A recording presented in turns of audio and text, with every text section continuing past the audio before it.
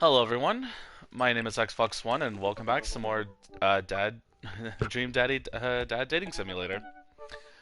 Um, I played this last year for Pride Month and we managed to make it to three fathers, which is Craig, Brian, and Hugo. Hugo being my personal favorite, by the way. Um, we are continuing now, Pride Month 2023, y'all, with some more Dad Dating Simulator. Um, Also, by the time I'm recording this, today is Father's Day, June 18th.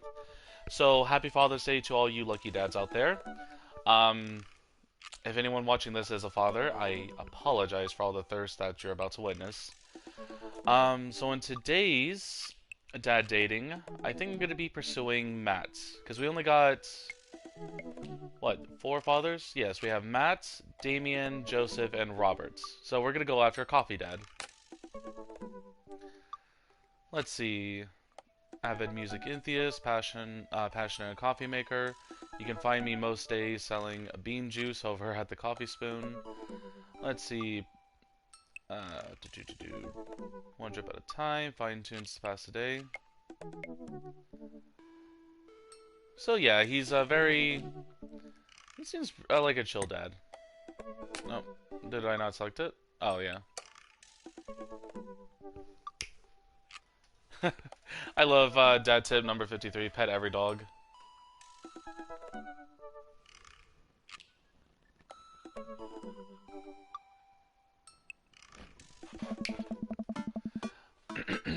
I navigate to Matt's dad book page and type out a message. Hey man, great getting to see you at the BBQ. We should definitely hang soon. You free later? A minute or two, I hear a ding and see Matt's response. Hey dude, it's gonna be, I'd be so down for that. I'm actually catching a show tonight at the Sound Garden. You wanna come? I think for a moment. What's a Sound Garden? That was fast. It's a concert venue, but also a band that a lot of people listened to back when it was cool to have soul patches. Oh man, I haven't been to a real concert since Amanda was born. Am I ready for this? Well, I'm thinking, another message pops up on the screen. Pup is playing tonight. Cool little indie pop punk rock band. Pop punk rock band? That is like three genres in one. Out of Canada. Should be a fun one. I didn't know you were allowed to string that many words together to describe a band. Whatever, let's get out of our comfort zone. I didn't get to read that. I log off a dad book and I think for a second, wait, when was the last time I went to a concert? I mentally backtrack decades through memories of denim jean jackets and moral panic over teenagers turning to the occult. Oh god, I had a mullet back then. Oh god, I thought it was cool. Oh god, other people thought it was cool. I finally remember that the strange 80s prog rock I used to listen to, and mentally envision all the other airbrush vans in the parking lot. Man, how did anyone survive the 80s? Okay, so I haven't been to a concert in a long time. What do you even do at concerts now? I spend most of the day pacing around the house and thinking about my relationship with coolness. I mean, I always thought I was cool. At least relative to a bunch of other dads my age. Dad, what are you doing? I look over and see Amanda at the door, just getting home from school. Her eyes are a little puffy, almost as if she's been crying. Hey, what's wrong, Panda? I'm fine. Oh, nothing. I'm fine. I just get sad because I realize that society collectively refuses to take a pop music seriously, despite the fact that some of the most interesting musical innovations are coming out from that genre. I think it's just yet another thing that we write off because we can't take young women or their interests seriously. I don't want to force it. That is pretty messed up.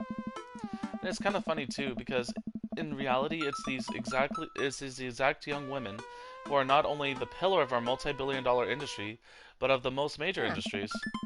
And when all us youths rise up against our, when will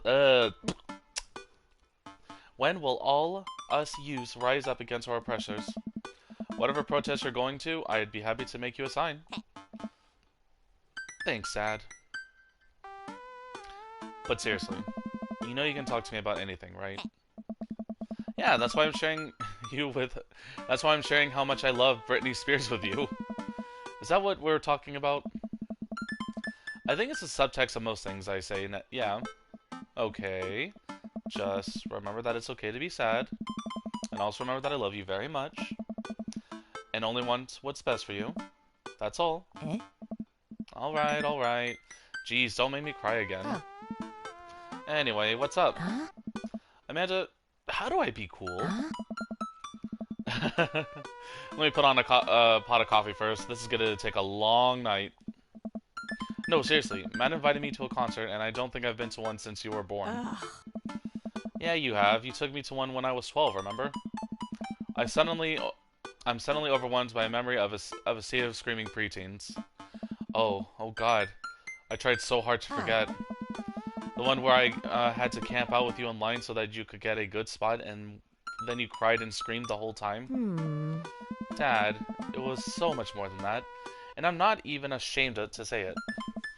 Oh, you're not ashamed? You seemed pretty ashamed when I found all those drawings you made of those dancing boys kissing in your Trapper Keeper. Ooh. Yeah, well, you didn't even find the good stuff. Amanda! Yeah. Anyway, you should be all set for the concert if you remember that. Just bring a big glittery sign and cry a lot and you'll fit right in. Well, it's at a smaller place, and I think Matt mentioned that they're a punk band? Like DIY gutter punk, trash, straight edge. Come on, Dad, give me something to work with here. Are they post-punk, proto-punk, C-punk, Jeremy punk? What are all these different versions of punk?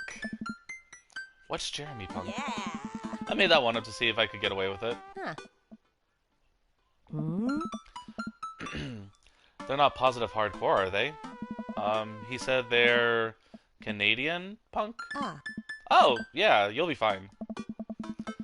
Does the idea of Canadian punk seem contradictory to you? I don't see friendship and politeness as a core tenet of the punk scene. Well, punk is kind of a big genre. That might not be as dangerous as you think it is. It becomes so much more than just counterculture rebellion. What I'm trying to say is, just enjoy the music. That's it? I mean, yeah, it's not like you're going to jump into a mosh pit or anything. Well, that's comforting.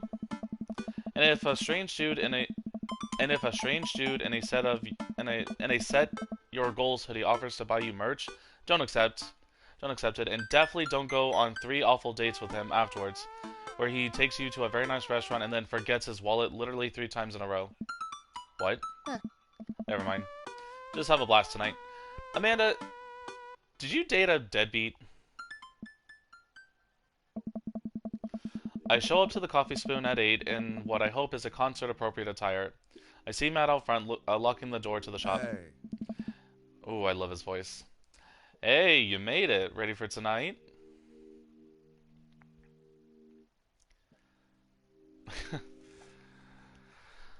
Yes, of course. I definitely know what I'm talking about.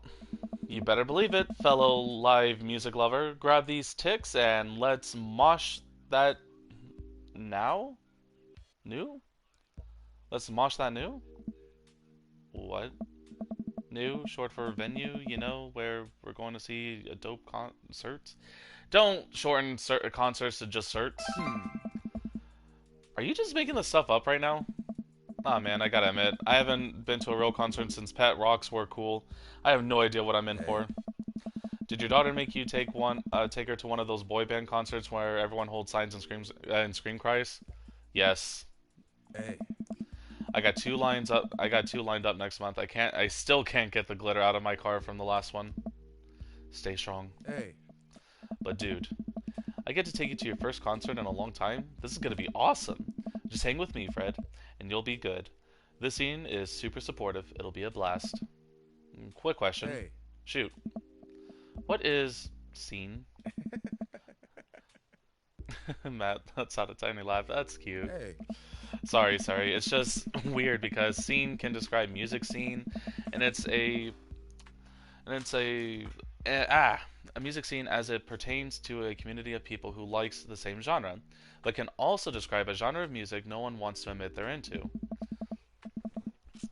Matt looks off in the middle distance. He says nothing, but I can tell he's thinking never again. That's confusing. Oh. You'll get it. The important thing tonight is that you enjoy yourself. Come on, let's head to the show.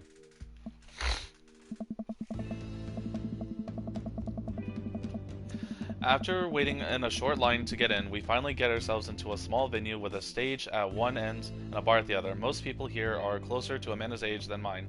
I suddenly feel very out of place. My waning youth is showing. I'm suddenly aware of my mortality. When were the good years of my life? Will Amanda still love me when we both grow older? Wait, is C-punk actually a genre? Matt, you made it! Huh? A younger kid runs up and high-fives Matt.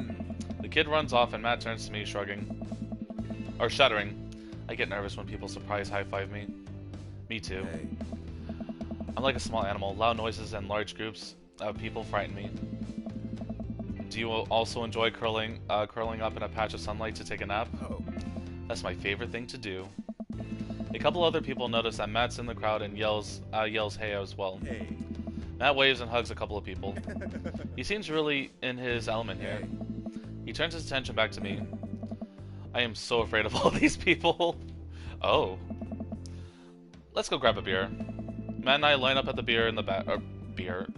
at the bar in the back, where a couple of older concert goers, god dang, I cannot read today, goers hang out. A couple more people notice Matt and tip their drinks at him. Oh. Seems like you're a popular guy out here. Oh. Oh yeah. I go to a lot of shows. This is really a cool spot. But it's times like these where I realize I can only be charming and funny for about 5 minutes before I run out of stuff to talk about. And then I become keenly aware of where my hands are. And then there's no comfortable place in your mouth for your tongue to rest.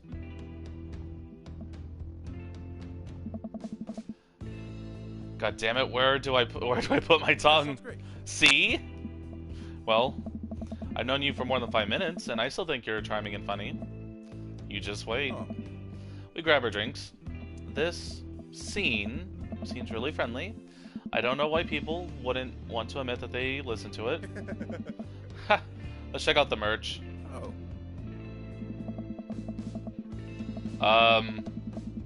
Hi. You're interesting. Wow. Matt and I walk over to a small booth in the corner of the room where a crusty-looking teenager guards a selection of shirts and records. He singles me out across the room and hops up on his chair. Step on up, get your merch here. I got t-shirts, I got tank tops, I got all gifts in assortments. A discerning concert goer of considerable taste might want. You! I gestured to myself, my face flushing red. Yes, you look like a fella who knows their music. How about a fine 12-inch long-playing vinyl record made and distributed by Pup Canada's premier punk rock outfit? Tally-ho, good sir!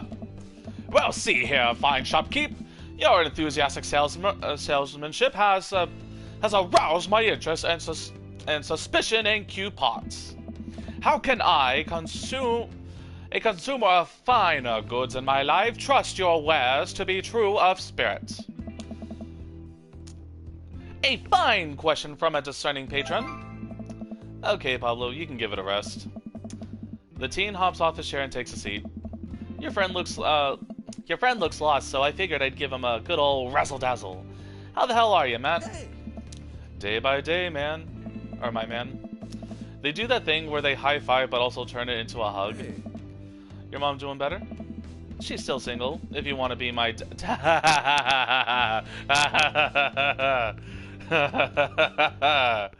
Wow. That's not even that bad, but that's like, wow. She's still single. If you want to be my dad, I can make that connect. And have to deal with you every single day? Fair enough. Who's your bud? Oh. That's Fred. Thought I'd bring him to a concert, pal. Pablo leans close to Matt. Is Fred cool? Matt eyes me. I am back. He cracks a smile. Oh. Yeah. Pablo brings me in for a bro hug.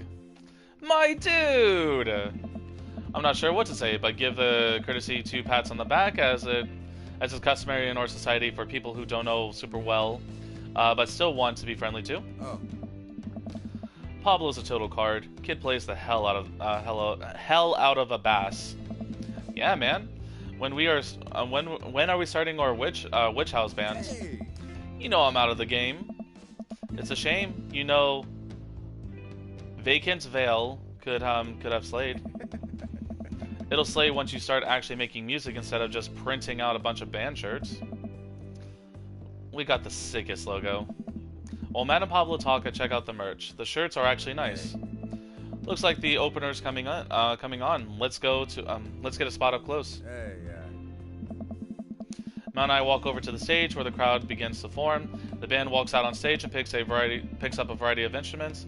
Is that a harpsichord? The lead singer addresses the crowd. He has a mandolin slung behind his back.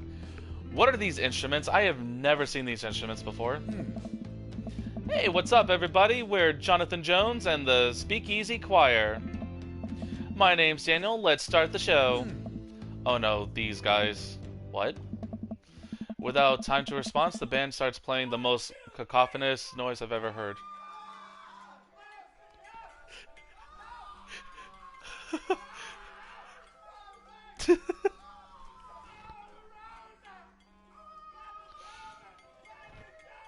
I'm just gonna let this play out for a little bit.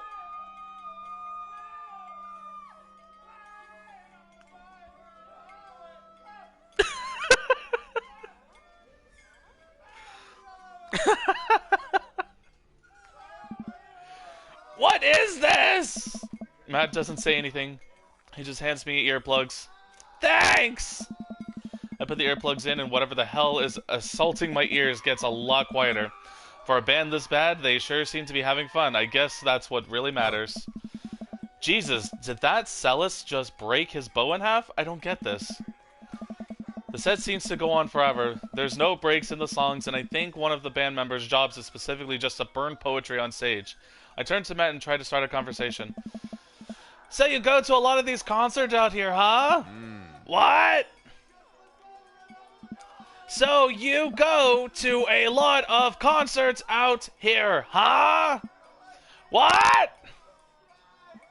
So you... Yeah. Hey.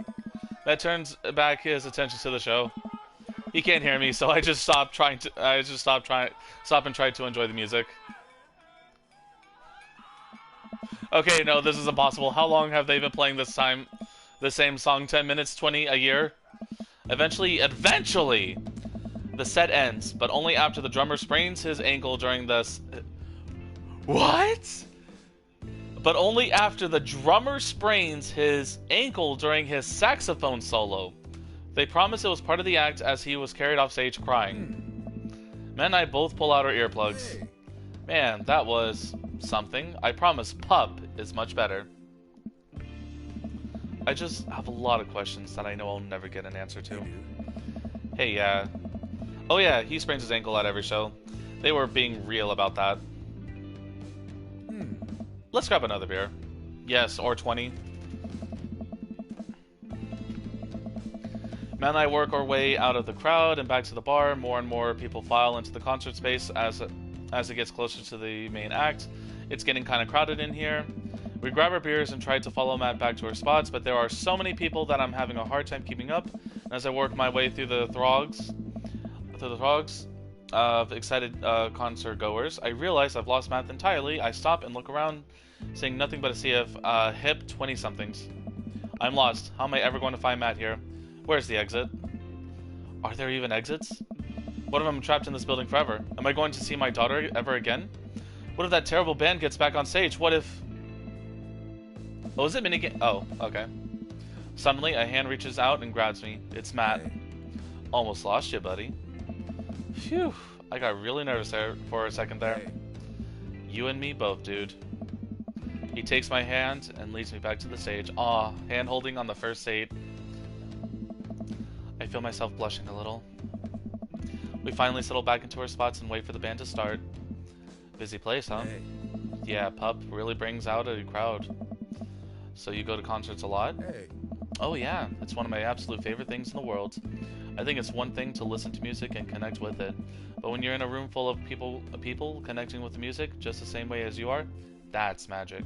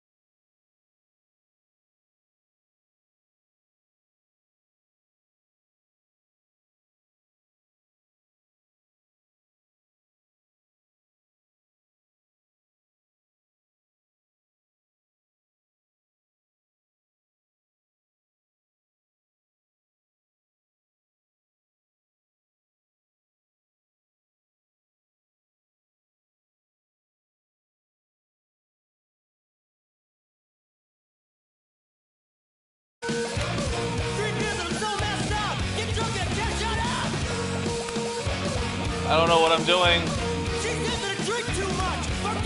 Did I win? Oh, I survived. Oh, okay, that's all I had to do. Woo!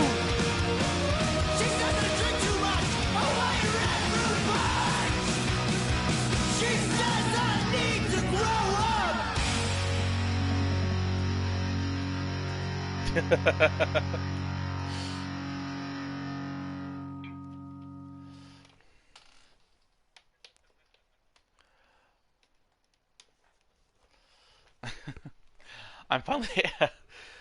Oh god. I'm finally able to work my way through the crowds to where Matt originally was, but he's nowhere to be found. Shoot. Well, I guess I should keep look. I'm bumped into from behind and find myself in the middle of a bunch of youths running around in circles to the music. I'm in the pit. How do I get out of the pit? Out of nowhere, a youth shoulders himself into me and keeps moving in a circle. Hey! I guess I'm moving in a circle now. I frantically search for a way out, but all I can see is an ocean of youths rhythmically slamming into each other. Another youth slams into me and I lose my balance. I'm about to topple over. This is it. This is how I die. Trampled under the boots of counterculture. Someone grabs my hand. Someone familiar. I look up and see Matt. He pulls me back up onto my feet. You're wild, dude. Matt throws an arm around me, and we jump back into the circle, bashing into the U's left and right as Pup plays a killer solo. I didn't know you messed with the pit. Oh. Me either.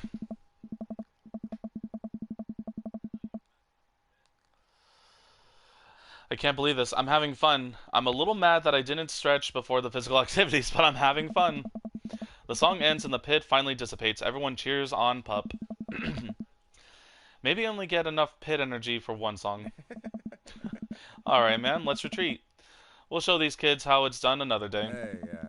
We work our way back to a more comfortable spot in the crowd and enjoy the rest of the show from a safe distance. Pup puts on an amazing set and basically had to beg themselves off stage after their encore. With the concert over, the crowd starts making their way to the exit. Hey. Hey, I'll meet you outside. Gotta say bye to a couple of people. I hang outside the venue until Matt finally shows up. Hey man, thanks for waiting. I got you a present. Matt hands me a t-shirt I was looking at earlier. Whoa, thanks man. Saw you eyeballing it back in the merch booth. Oh. I mean, yeah, anyone who tears it up that hard on their first time back to a concert deserves a reward. The youths will finally accept me. Finally, I will be able to infiltrate their ranks and defeat them, not only on a field of battle, as we have done today, but on a grander scale. We'll see you in the world, pit youths. Hey, Matt! Hey. Hey, it's Pup! Wow. They're interesting. Hey, dude, didn't realize you were here. Hey. I'm so glad I could make it. You guys put on a great show. Thanks! Oh. Well, see you around. Wait, you know Pup? Hey. Oh yeah, I met him a couple times when they first started touring. Good kids. Whoa. Hey. Come on, let's grab some dinner food. I suddenly realize how hungry I am. Man, mosh pits take a lot out of you. Matt and I walk into a tiny diner with a cute neon sign. We tear into some bacon and eggs in the corner booth. Yeah, sounds great. So there I am in the pit, trying to explain to the face tattoo guy that I didn't mean to elbow him in the face tattoo, but he really, he was already seeing red. Not from the tattoo, which occasionally was red. He's lumbering towards me, and there's nowhere to go. Hey. It's the end for me, right? Then out of nowhere, I get this idea. I just lean back and spread my arms, and just like that, I'm crowd surfing away from him in slow motion. You should have seen the look on his face. Bought him a beer afterwards, and we were cool. We still follow each other on social media. He has beautiful kids. Glad you guys worked it out. Hey. Yeah, man, just goes to show that that punk's not not dead. It just drives a minivan and has to hire a babysitter. So, how did you see all those amazing concerts? Oh, I used to tour in a band. We were small, but it got us to travel all around the states. Whoa. Oh man. Yeah, I mean, we were poor and we had to scrape a lot together just to survive. But I wouldn't trade those experiences for anything. Hey, yeah. But yeah, that's how I knew a bunch of these people at the show. Music like this builds an amazing community, especially in a town like this. Just a lot of positive energies and good vibes. I get that feeling. Plenty of friendly people, especially that Pablo kid. Hey. Oh man, everybody loves Pablo. His mom's been raising him on her own, and you can tell that it's been tough on the both of them. I know he looks up to me, and so he tries to help me out whenever he can. That's really nice of Hey. you. Thanks. Single parents just really have to look out for each other. How's Carmenista? She says she wants to learn the drums. Oh boy. It'll be loud, and I'll need to take a lot of aspirin, but I'll manage. Can't really blame her. I'm suddenly very grateful that all my daughter's hobbies are super quiet. Photography, collaging, whatever she does on the internet. Thanks, Amanda. I'm trying to be supportive of Carmenista's rebellious face, but I guess that kind of defeats the purpose of it, doesn't it? I think it would be a good daddy-daughter activity to find something to rebel against together. Like what? Fashion. You can always fly in the face of the fashion industry. That's a good anti-establishment opinion. Matt gestures to my outfit. I think you've got that one covered, dude. Ouch! I'm hurt. I thought I was among friends. He and I laugh. We keep digging into our plates of greasy diner food. The breakfast I ordered for dinner is absolutely hitting the spot. Hey, Man, hey, being a single dad is rough sometimes. It's a lonely feeling. I understand that all too well. I mean, at least at least we have the rest of our dads to talk hey. to. Yeah. I don't know. Hmm. I get really nervous sometimes talking to people. Matt gets nervous talking to people, but he's so cool. Me too. I never really considered myself an extrovert and never really considered myself an introvert. I'm just uncomfortable in every situation always. Hey, Ah, you're fine. You're actually really easy to talk to. You know that? I smile. Matt and I spend the rest of the night trading daughter stories. Turns out our kids are a lot alike. We finish up our late night dinner and head out.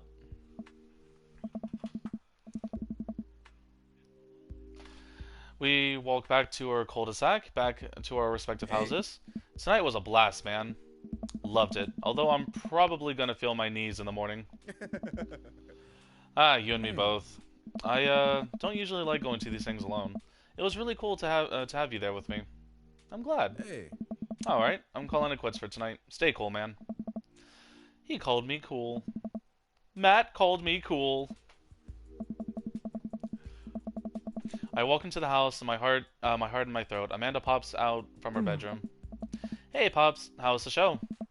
Matt thinks I'm cool. Hmm? You don't say.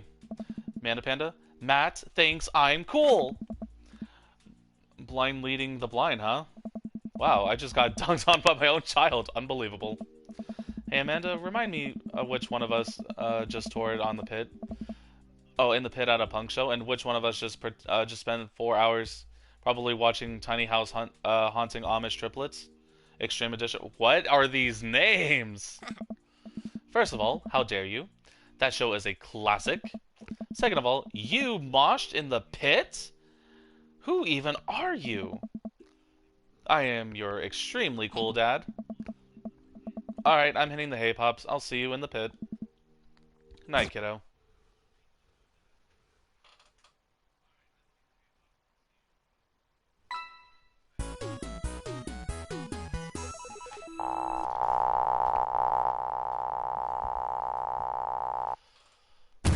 You know what? You lit an arcade fire in my heart. I like his voice.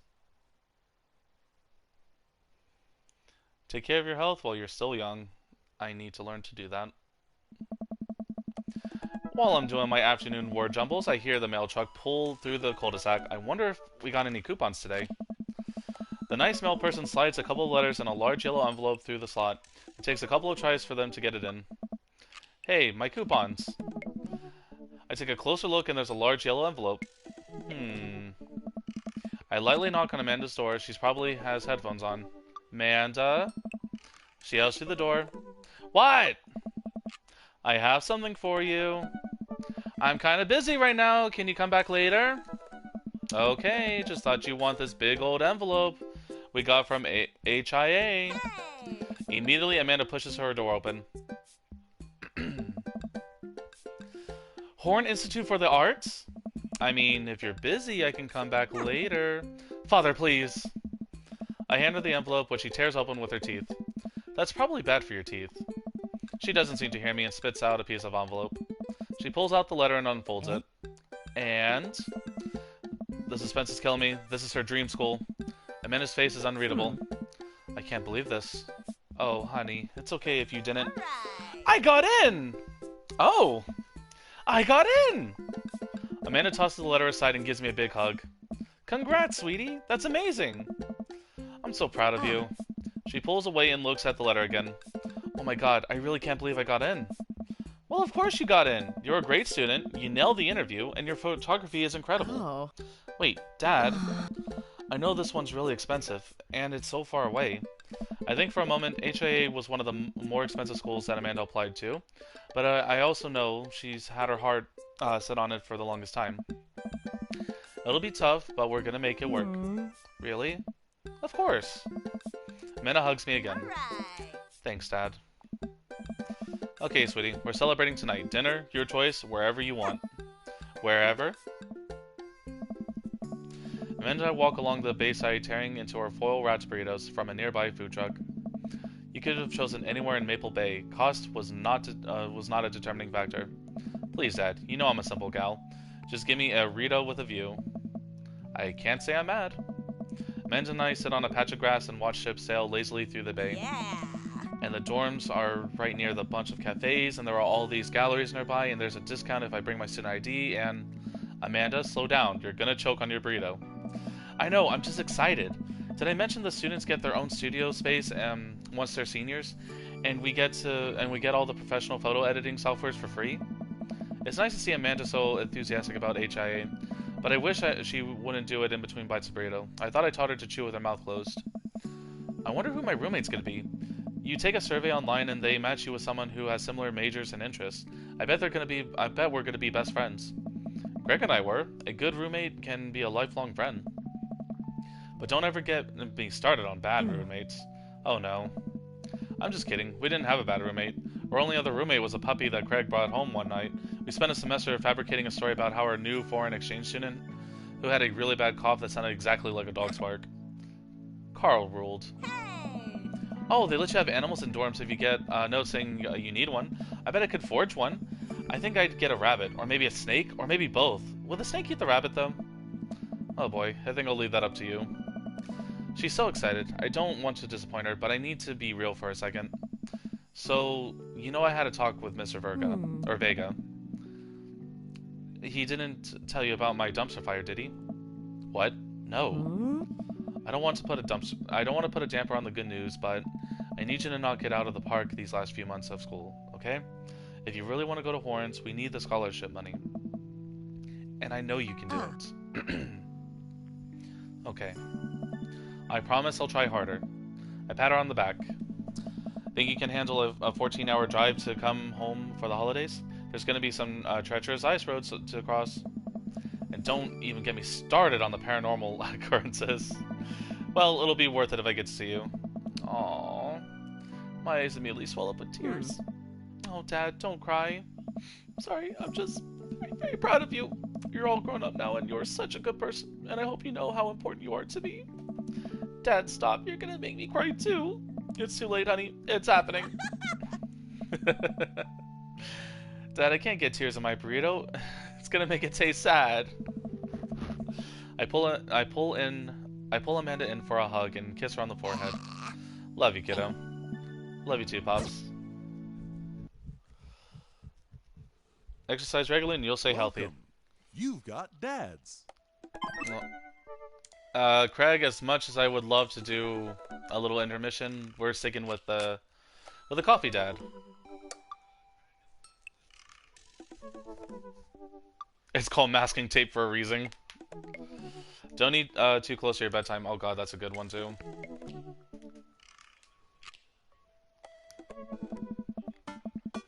Instead of messaging the guy who don't can I please read properly for once? Instead of messaging the guy, why don't I just walk over and grab some coffee? I'm feeling really sluggish today anyway. Amanda! Amanda sticks her head out of her room. Father! Want to go to the coffee spoon? Oh, so you get called cool once, and now you're the cool dad who hangs out at the coffee shops and listens to neo jazz and stuff? Amanda, are you gonna bring your laptop and your leather-bound journal so you can work on your poetry anthology? Look, honey, do you want me to buy you a coffee or not? Let me grab my laptop and my leather-bound journal. Oh look, it's a Pablo? I think that's his name, Pablo. Men and I make the short walk over to the coffee spoon. The place is quiet today. Just a few people hanging out and reading books in a cozy little nook. I walk up to the counter and see a familiar Pierce face. Hey, you were the dude I yelled at. You were the dude I yelled at a bunch the other night. Amanda casts a sideways glance at me. He tried to sell me shirts. And who might you be, miss? This is my daughter, Amanda, the person I am a father to and am very protective of. An honor to make your acquaintance. My name is Pablo. Did I mention that I make witch house music? I wouldn't call witch house music, but okay. A piercing blow to my ego, though not one that will discount my need to impress you. My innate dad senses tingle. I am overwhelmed with a fatherly protective energy. I must do something to protect my child. And I dropped my phone.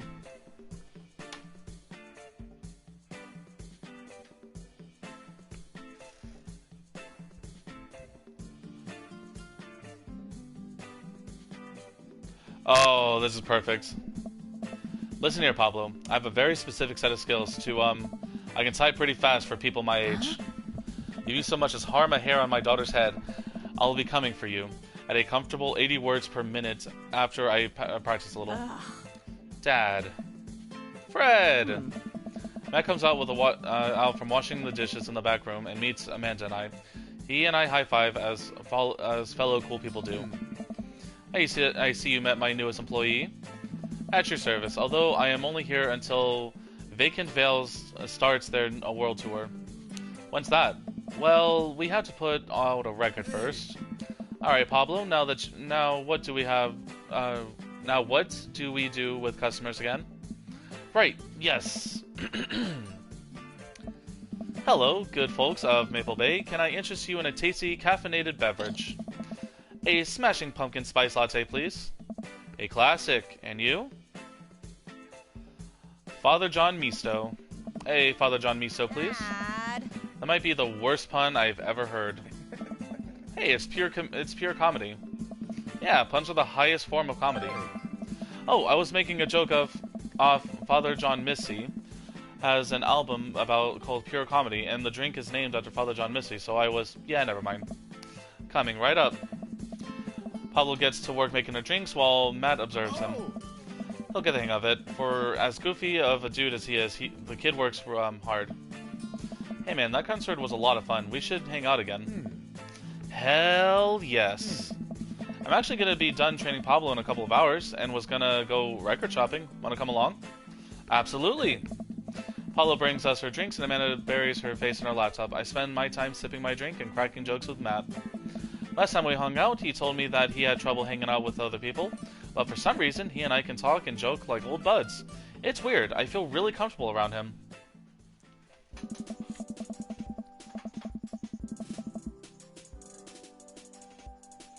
Once Matt feels comfortable leaving Pablo on his own, I say goodbye to Amanda and we start walking to the record store. Have you ever been here before? No. I mean, we have a record player sitting in the living room, but all I have is 2 copies of Frampton Comes Alive. Oh, this should be fun then. We're gonna find you some good stuff.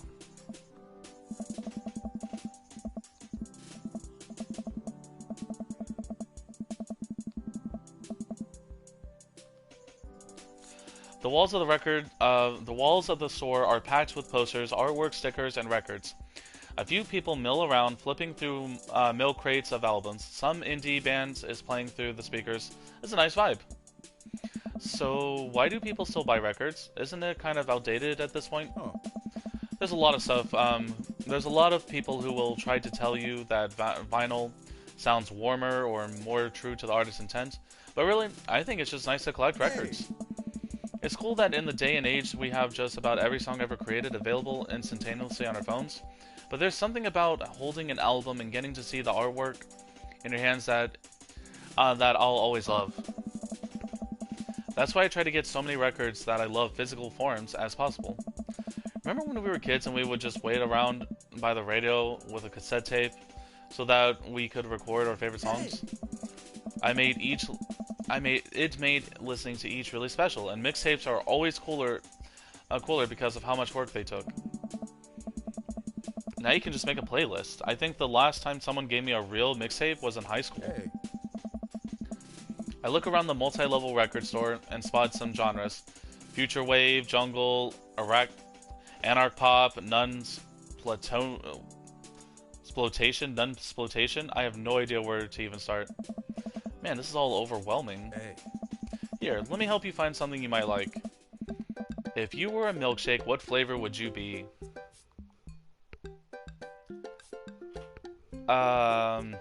Vanilla. Honestly, strawberry. If you can only make one type of candle scent for the rest of your life, what would it be?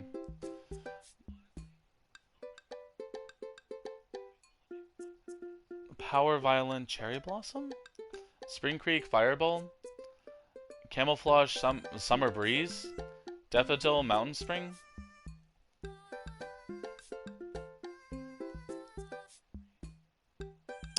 Spring Creek Fireball. What's your favorite ambient sound? Oh god, oh, Star Trek Bridge ambiance. House of the Bone Course. I'm torn between Rain and Star Trek Bridge ambiance. They're both really good. Rain. What's your dream vacation spot? My backyard, inside an active volcano, living off the fat of the land in Ibiza, starting a new life in the Baltics. My backyard. What's your deepest, darkest fear? I worry that people are nice to me because they only want something from me. I fear that I don't deserve happiness. Oh god, that hit too close.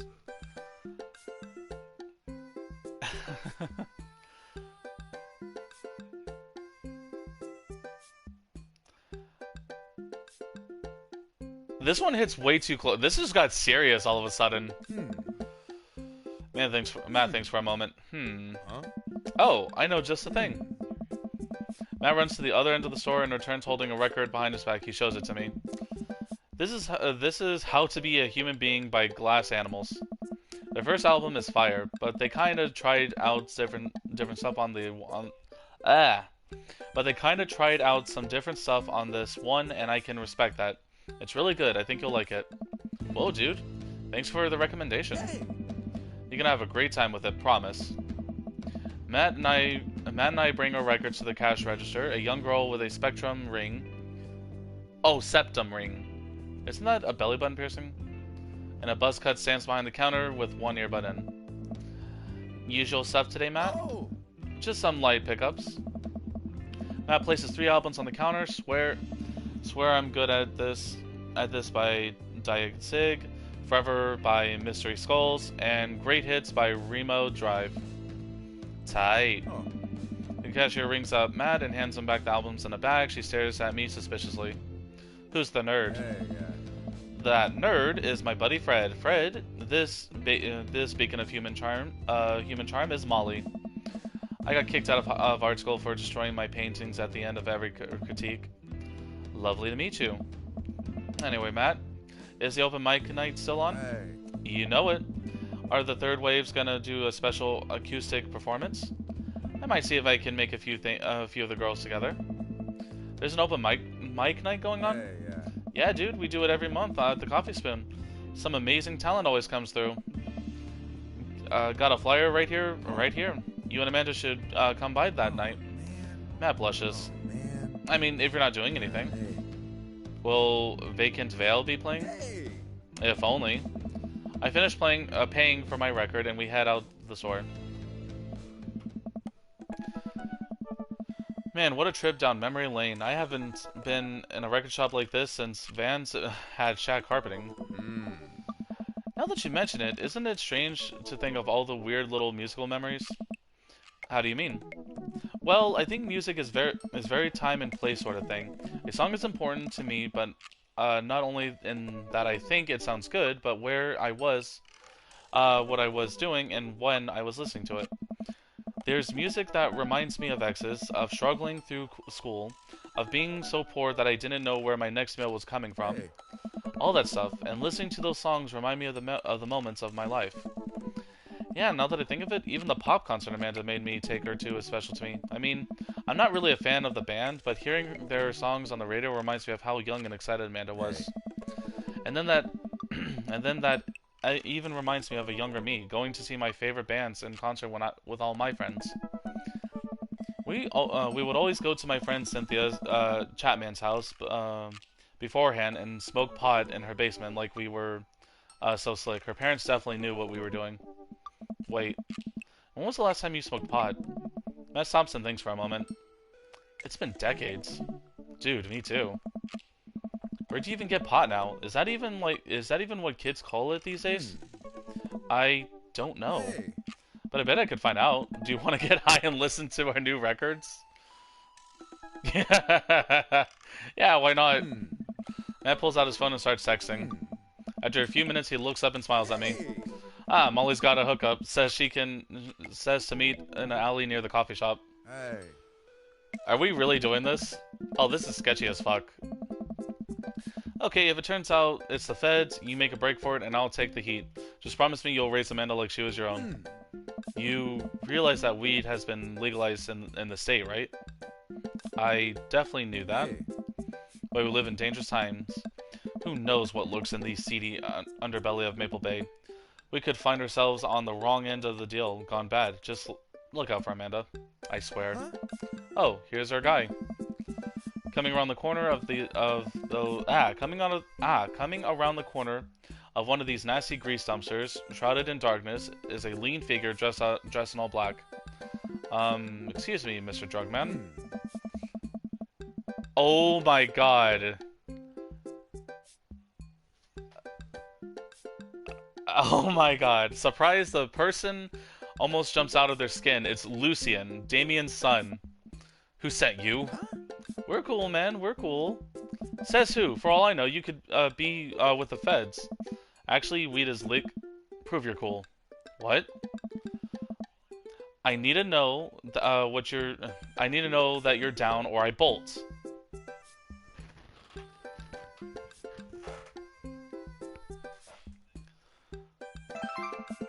Look, man, we're trying to buy drugs from you that we know, and we know you sell drugs. You have dirt on us, we have dirt on you. We're in this together now. Look, it's fine, I get it. Buzzcut Molly said you were coming. Right. Now that formalities are out of the way, let's make a deal. Alright, how much do you want? One. One what? Hey. Yeah. He means weed, Lucian.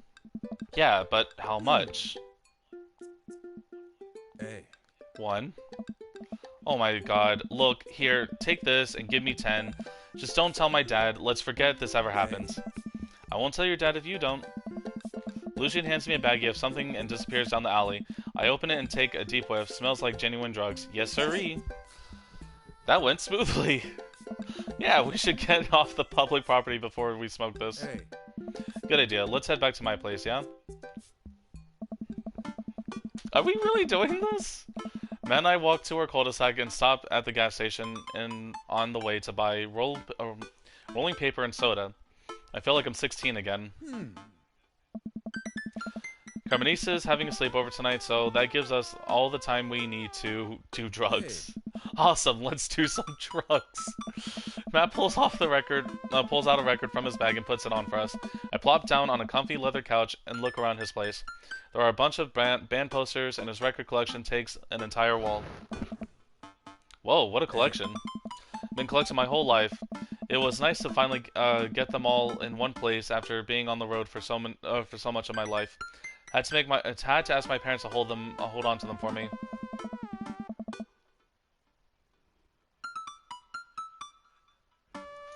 Matt sits down next to me, and we lay the marijuana drugs out on the coffee table. Do you want to do the honors? Please, it's your house. If you say so. Matt pulls out some rolling paper, sprinkles some of the beatnik tobacco onto a piece, and starts rolling it back and forth, and the paper breaks almost immediately, spilling drugs all over the couch. Never was too good at this. Matt tries again, and was able to successfully roll a nice-looking weed cigarette? It's called a blunt. He hands the lighter to me, and the blunt, I think, and I take it. Well, let's...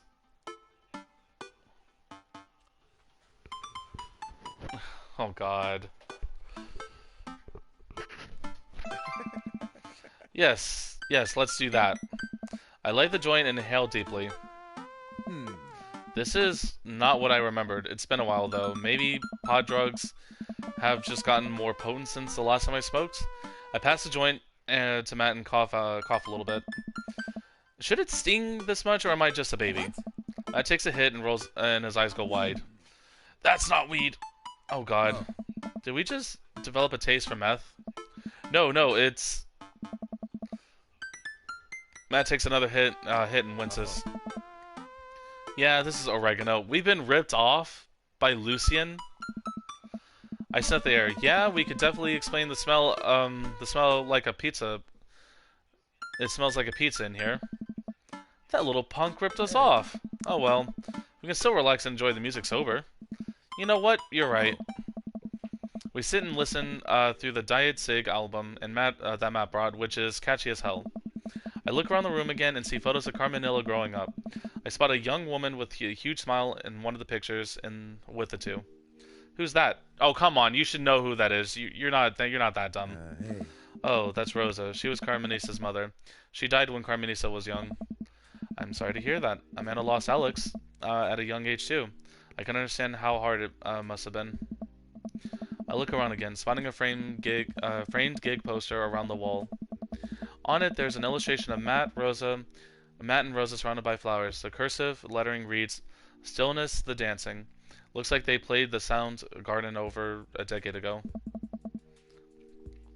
Were you two in a band together? Oh, man. Yeah, that was the reason I was touring so much when I was younger. We traveled the whole country in this rinky-dinky little van.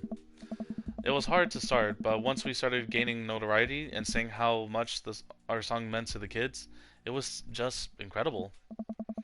Wow, that seems like a life some people only dream of. It was, and it was difficult at the time. At the same time, I couldn't have done it without somebody by my side. Rose and I knew we couldn't do it forever. The long hours on the road, missing your family, sleeping in a van, all that stuff. Oh, man. So once she became pregnant with Carmenisa, we put down our roots in our favorite town and play in right here. Since she was a kid, Rosa always had a dream to own a quiet little coffee shop. She died before it opened. I'm so sorry. Oh, man. Don't be. I'm not really sure what to say. I couldn't possibly count the number of times I told people the same thing after Alex died. Matt gets up and flips the record. Next to the turntable, I notice a dusty piano. Do you play? I'm out of practice. I used to jam on the keys back in the day. Oh yeah? I fronted the hottest 7-piece ska band that Eagle Rock Bay High School had to offer. No way. You had a ska phase? Phase? Ska never dies. Except for Communist Manifesto, who broke up after the senior talent show to pursue solo careers. Dude, that's so rad. Matt pulls out the piano bench. Hey. Give me some of that two-tone love. Oh man, let's see if I still got it. I sit down at the piano.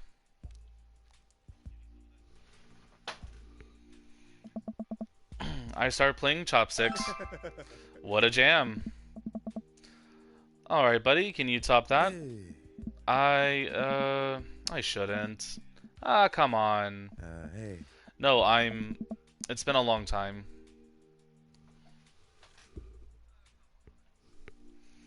Never too late to get back into it. Matt, you just sat through a butchered version of Chopsticks, a song that children who are learning to play the piano usually figure out before they're 10. How much worse can it be? Matt stares at the piano for a second. Okay. Okay.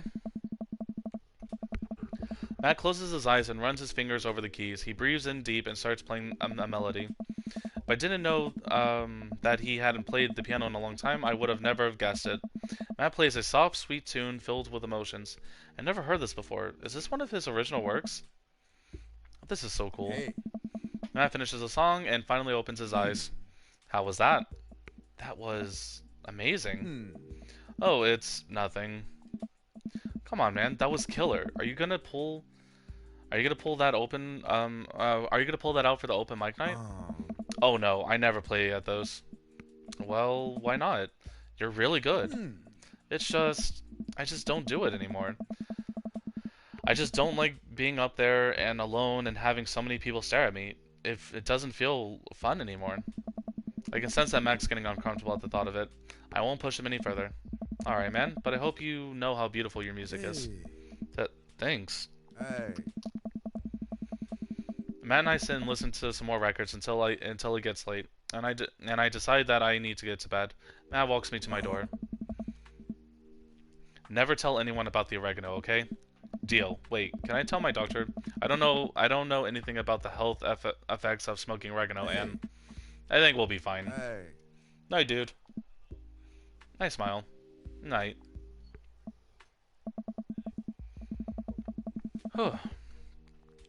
I walk inside, and the house is dark, save for the silver light coming from beneath Amanda's door. I knock lightly on the door and enter Amanda's room. She's sitting at her desk with her camera, editing photos.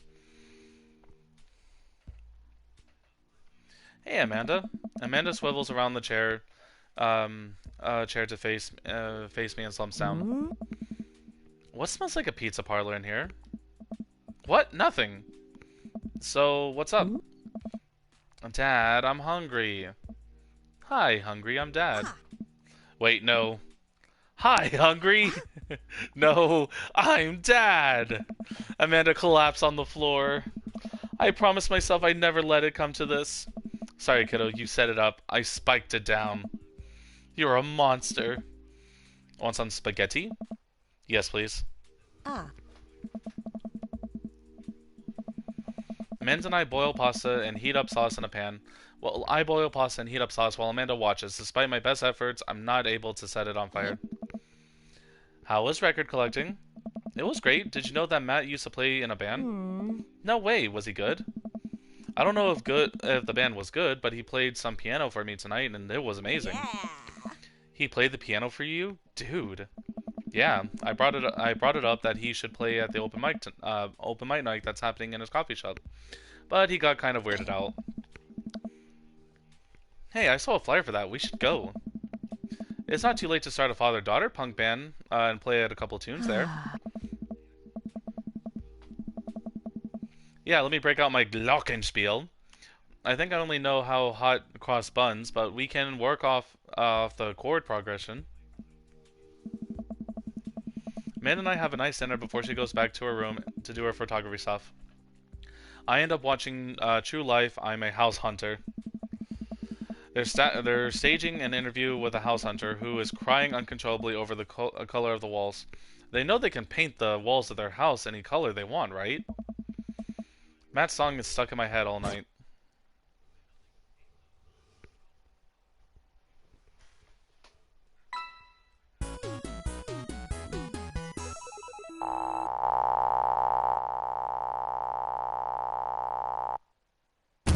You know what? You lit an arcade fire in my heart.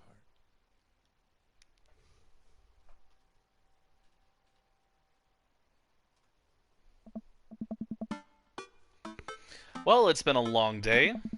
I'm just about ready to pack it in. After a few bites of ice cream from the freezer, I turn off the lights and walk down the hall to my room.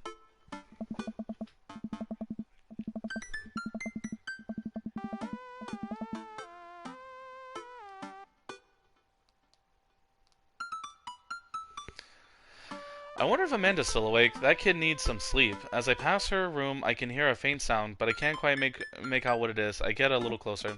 Is she crying? I knock gently on the door. Hey, Amanda? The crying immediately stops. Not right now. Her voice sounds strained. She sniffles. I need to make sure she's okay. I open the door. In the dark, I can see Amanda outlined in the middle of her bed, knees hugging up against her body. Is everything okay? I don't want to talk about it. If I press her, she's not gonna answer me, so I'll just leave it be for right now. Alright, I'll leave you be. I back out of her room and close the door gently behind me. She immediately starts crying again. Wow. I have no idea what has her so upset. She seems totally normal. I feel awful just leaving her to cry, but I also get the feeling that if I tried to do anything else, it would have only made her more upset. I can't stop mentally cycling through all sorts of awful things she could have been dealing with right now. More than anything, I just want her to be happy and safe. I have a hard time falling asleep, but then I finally do. I'm still thinking about Amanda.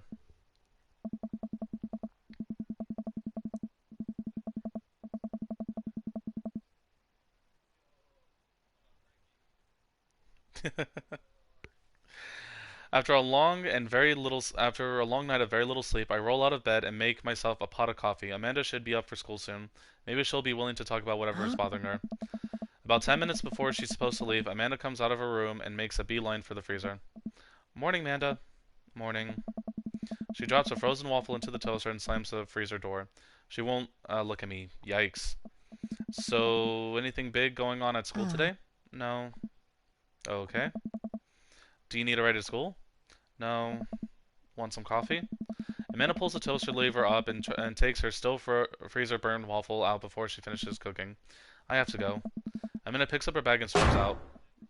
Oh, okay. I haven't seen her act like this in such a long time. It's usually short-lived, but it always hurts. Hopefully this blows over and things are back to normal soon. I sit back in the kitchen table and look at pictures of Amanda and I hanging on the wall. In it, I'm teaching her how to ride a bike. Her face is a mixture of excitement and pure, unadulterated fear. I remember how determined she was.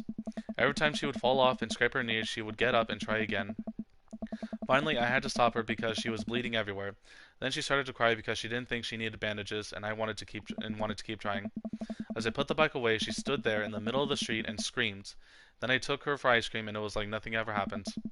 After giving it a bit of thought, I decided that if I forced her to talk about it, I'm only going to make things worse. But I have an idea. I start rummaging around for ingredients.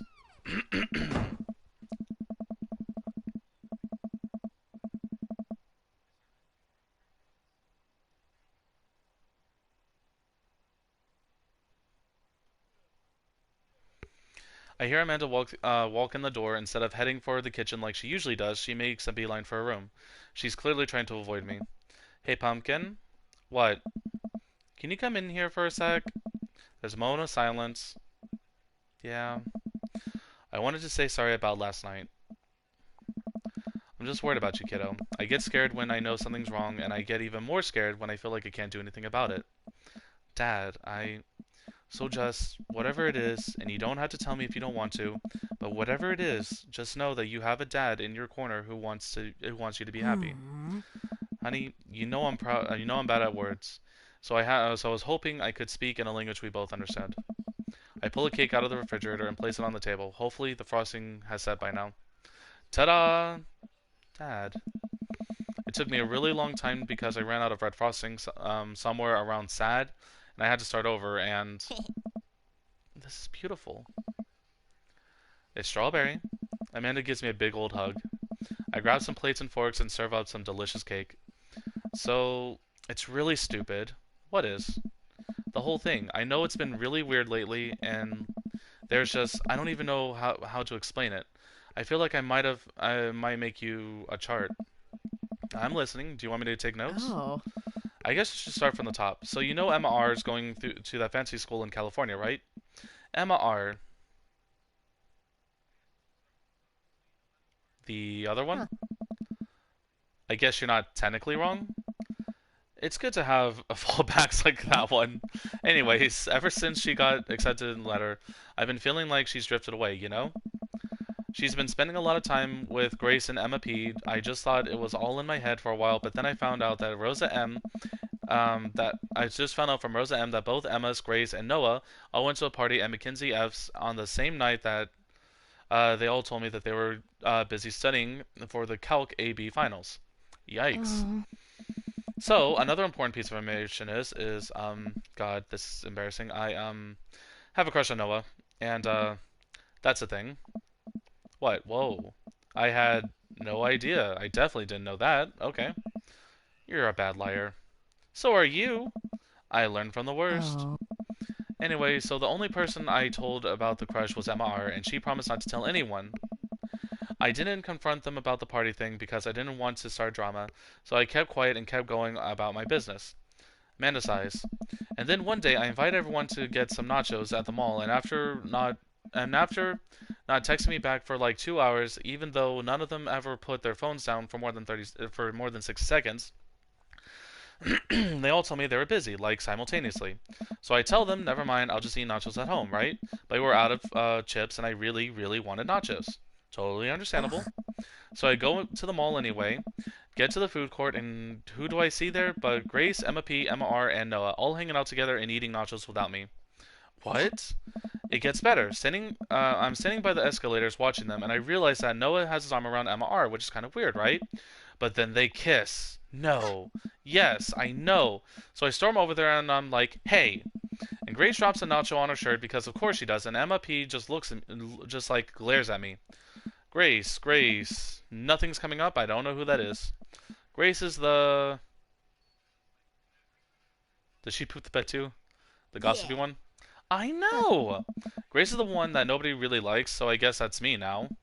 But anyway, nobody will say anything, and I'm just like, you guys suck. Which I realize is the most, is not the most eloquent thing to say, but I was very angry and really embarrassed, and I just wanted to get out of there. So I left without nachos, might I add, which only further contributed to the shitty day, and immediately drafted a support long text to the group chat asking them why they've been so weird. And I wrote another one to MR asking how long the Noah thing's been going on. And sorry, I know that was a lot. Are you still following? What did MR say? Oh, okay, get a load of this. MR says, you know what? Let me just read it out to you. Pulls out her phone and reads word for word and an arduously long string of text messages. Can you believe that? I cannot believe that. I care so much about Amanda's social life and mental well-being, but man, do I not understand what she's talking about. This is all beyond me, and I am just trying my hardest to be supportive. They were dating in secret for like months. So I told her that she's being a really terrible friend, and she's like, well, if you think I'm such a terrible friend, then just stop being my friend. And I was like, okay, and then she left me on red. And then, wait, left you on red? What's that? Oh, like, she saw my message and didn't reply. I know because there's a read receipt. I don't know what read receipts but I'm going to nod and pretend that I understand. Gotcha. So while all this is happening, I talked to Emma P about how mad I am because she's at least kind of reasonable. And I'm venting to her about how pissed I am at everyone and stuff. And then out of nowhere, Noah texts me like, "How could you say that about me?" And I'm like, "Say what about you?" And he tells me about Emma P sent screenshots of everything I told her about the group chat, and I got kicked off out of. All right, I think you lost me at screenshots, but I'm definitely sounds bad. There's so much more, but honestly, it's just really stupid teenager stuff. The bottom line is everybody drops me. I'm half my grade hates me, and I know and now I have no friends. Amanda, I'm so sorry. I almost expected it from everyone else, but Emma R. Emma R's been there since Dad died. I can't believe she just stabbed me in the back like that.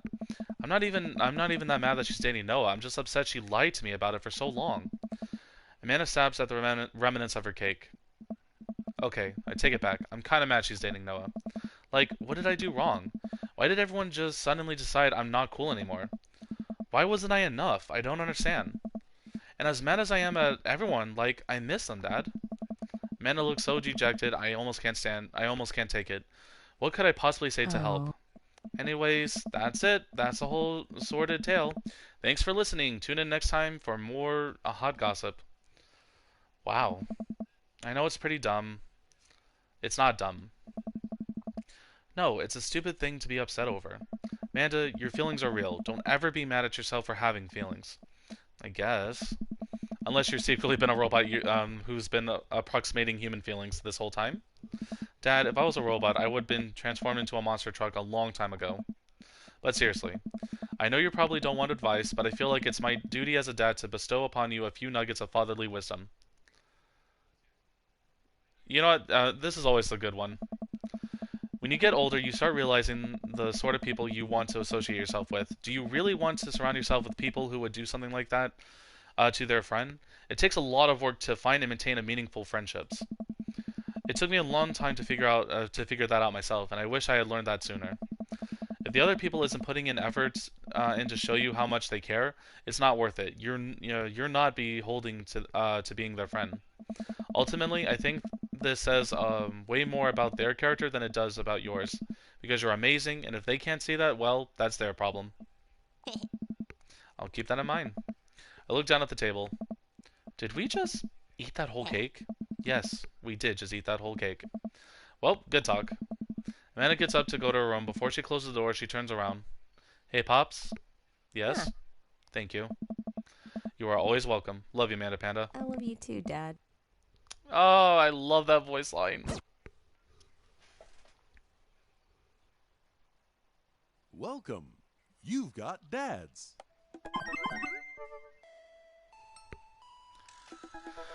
Oh, Craig, you want to go out, I know.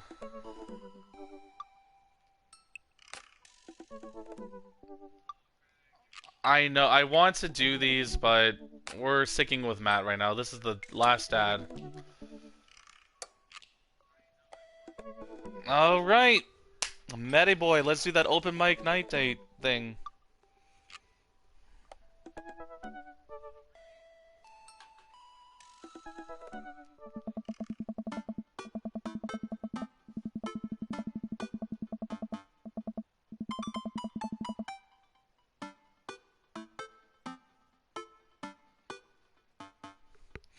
Matt and I have spent a lot of time together lately. After we went record shopping for the first time, it sort of becomes a weekly tradition for us to scope out vinyl fantasy...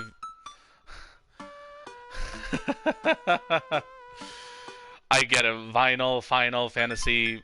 What is that? VII, that's 7. So, it's become a weekly tradition to scope out Vinyl Fantasy 7 for new releases. On quieter days, I'll go to the coffee spoon to just hang out with him. He's been trying to get me to branch out of my usual black coffee to try new drinks, and they're always delicious. Since I've been spending so much time with Matt, Carmenisa and Amanda have become really close friends. Amanda takes Carmenisa under her wing, teaches her about photography, helping her out with homework, and introducing her to music that's not just boy bands. Well, she did end up taking her to one of those scream-crying dancing boy concerts, so Matt wouldn't have to go. A truly heroic move. I can tell that Carmenisa is really looking up to her a lot. So it's great that Amanda's trying to be a good mentor. The open mic is tonight. Amanda and I are busying ourselves getting ready. I try to pick out a nicer outfit than usual and pace around the room. A bunch of really cool bands are going to be playing there, and I'm excited to see them. I haven't been to a show since the first time Matt and I hung out. It's weird. Ever since Matt played the piano for me that one time, I've never been able to convince him to do it again. He told me that he also plays guitar, drums, and even the trumpet. He still won't play any of them. For someone so passionate about music, it's strange that he doesn't want to actually play it. You ready to go, Pops? I can hear Amanda in the hallway as she's approaching my room. Yep. Amanda pops her head in and looks me over. She pinches the bridge of her nose. Dad, we talked about this. What? Huh. The sandals, they're older than I am. Vintage, some would argue. Oh.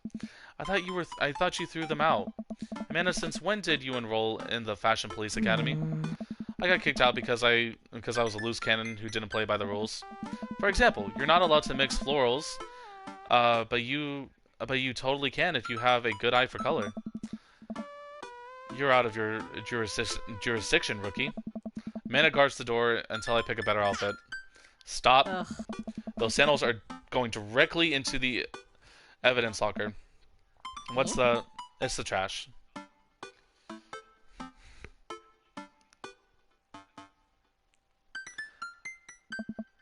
I keep the sandals, but I won't wear them tonight. Then we have this exact same argument the next time I try to pull them out. Oh. I guess. Come on, Dad, we gotta go. Huh. I'd never seen the coffee spoon so packed. I spot familiar faces from the pub concert, all sipping their caffeinated beverages of choice. A couple of the people are setting up on stage. I don't see Matt, but I'm sure he's busy in the back.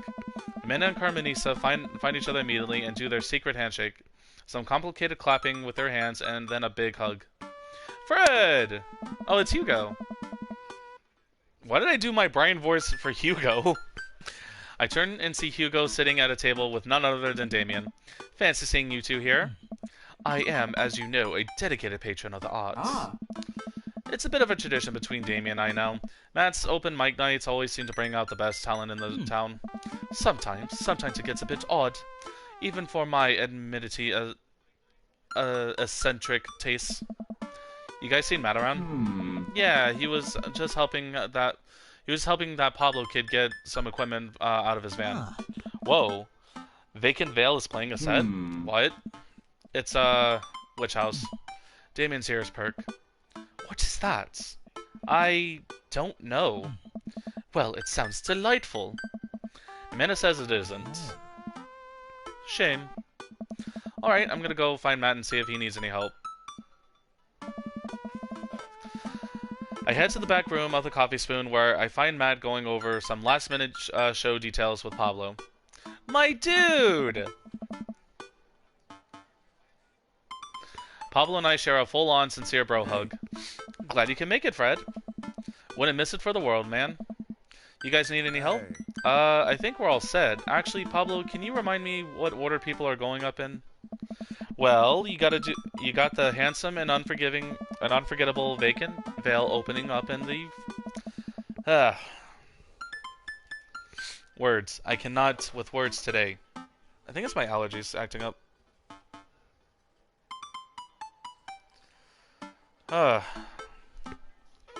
Well, you got the handsome and unforgettable vacant veil opening up the set with the selections from their newest album, Witch Diaries, and then the third waves, who are an extremely attractive and could beat me up, and I'd still be into it, are playing 3-person acoustic set. We got a little bit of a spoken word in there, a magic act, and then it looks like we're closing with Jonathan Jones and the Speakeasy Choir. What? No, absolutely not. I remember the ridiculous set that this band put on when they opened for the pub. Sometimes when it's quiet, I can still hear the sounds of the accordion being violently thrown against the wall over and over. They weren't that bad? No, you don't understand. The last time they played open mic, they lit their basset on fire, and the fire marshals had to shut us down. They also refused to pay for their drinks. Yikes. Huh? They are not playing tonight. Well, they're outside, all 17 of them. Oh. Tell them we're full. Well, then who's filling their spots? I'll do it. I'll play.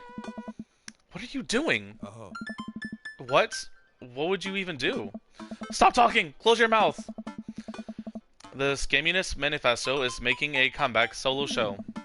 I thought you didn't know how to play anymore. You don't know how to play anything anymore! Ska comes to you in the hour when you need it most, without fail. Stop being so desperate to please your hot friend, Fred. Is there a keyboard around? You unending thirst... Your unending thirst will be your ultimate downfall. Yeah, I have one right here. Then it's settled. Dude, are you sure? No, I'm not!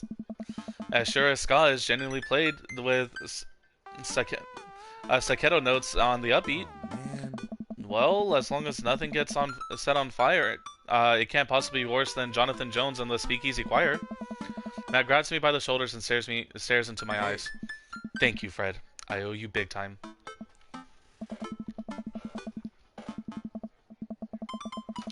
I settle back into my seat with Amanda and watch the show start. The house is packed now, with a few people even standing outside to watch. What have I gotten myself into? Amanda, I may have made a mistake. Dad, if you brought a brand new pair of those sandals in the hopes that I would be okay with you wearing them, I swear to... I agreed to pull out my ska. No. Whoa. Absolutely not. I had to help Matt. Dad, I love you and I support you, but we left the ska behind for a reason. Look, it's either this or we're in the splash zone for a group of 20 musicians all crying at the same time for the sake of art. And I'm not being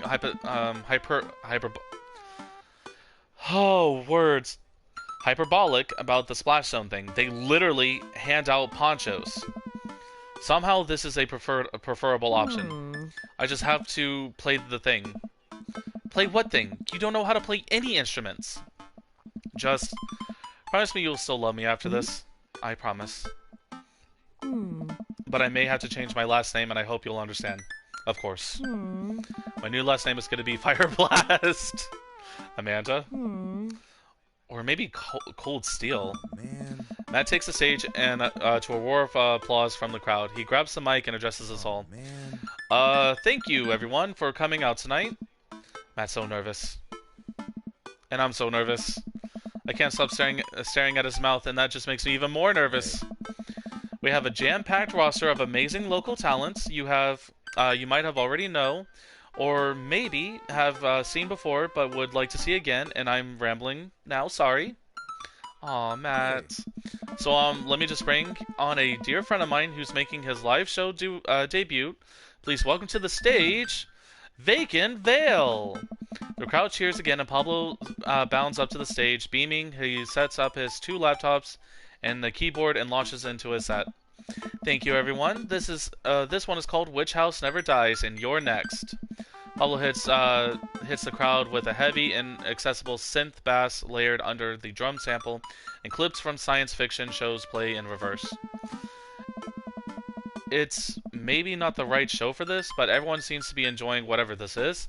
At the end of the song, Pablo jumps on the mic. Thank you all to the veil wearers who came out tonight. A portion of the crowd cheers, and he has a fan base already? He has a name for a fan base? This is his very first live show. You can buy t-shirts out of the trunk of my car after the show. I'd also like to thank my mom for coming out here to watch me play. You're my rock, ma.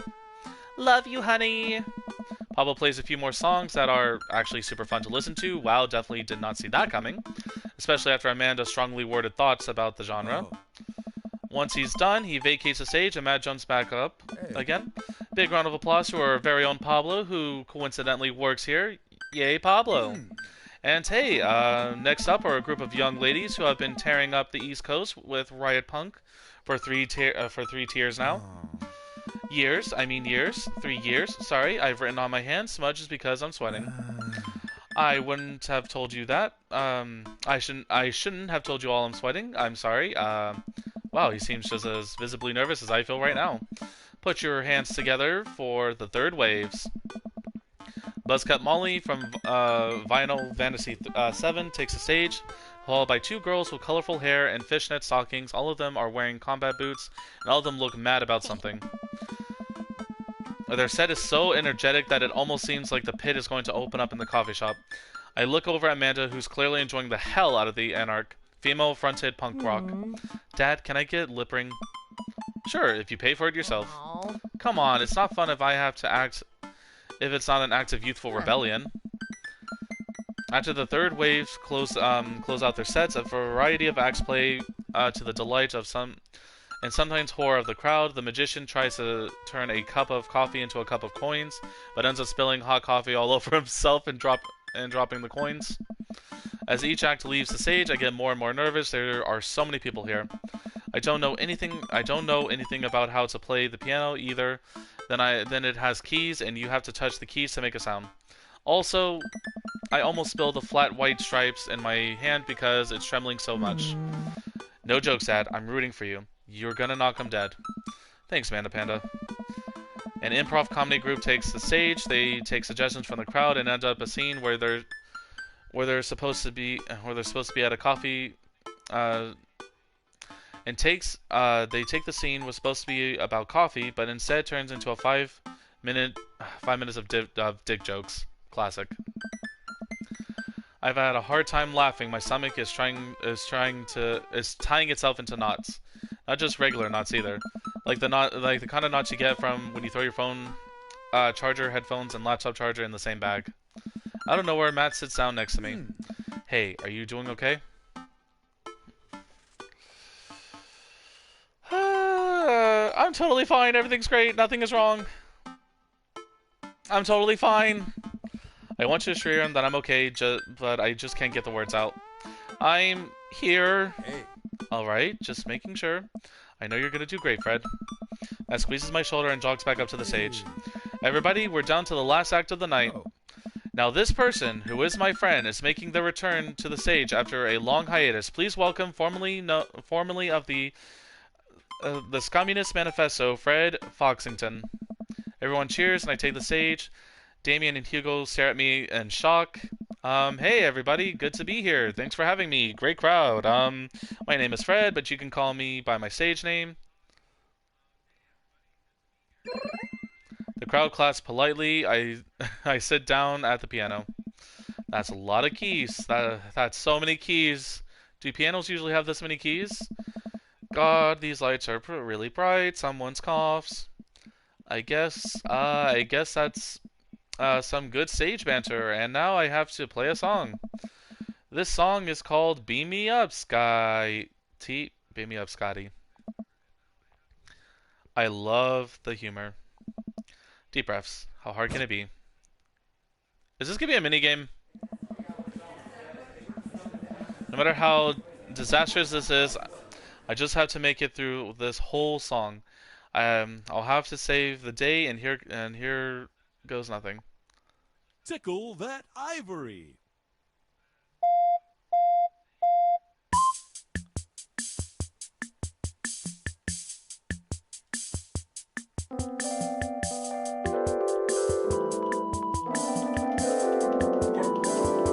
Singing that easy sky, unity, unity, watch us follow room. Rudy boy coming for ya, taking warning. If you don't skank tonight, it'll be alarming.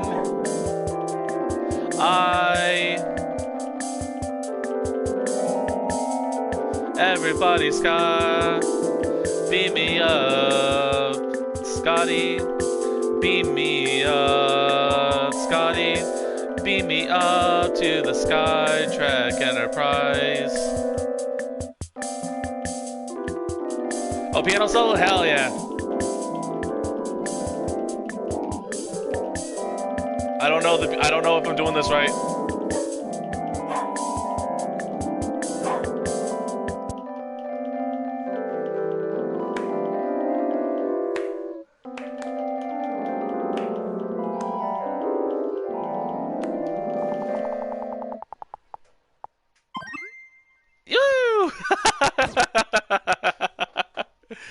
I don't think you could fail that.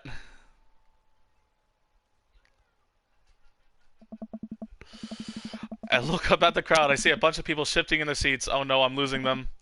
Scott really is dead, and I killed it. Everybody ska? Everybody ska!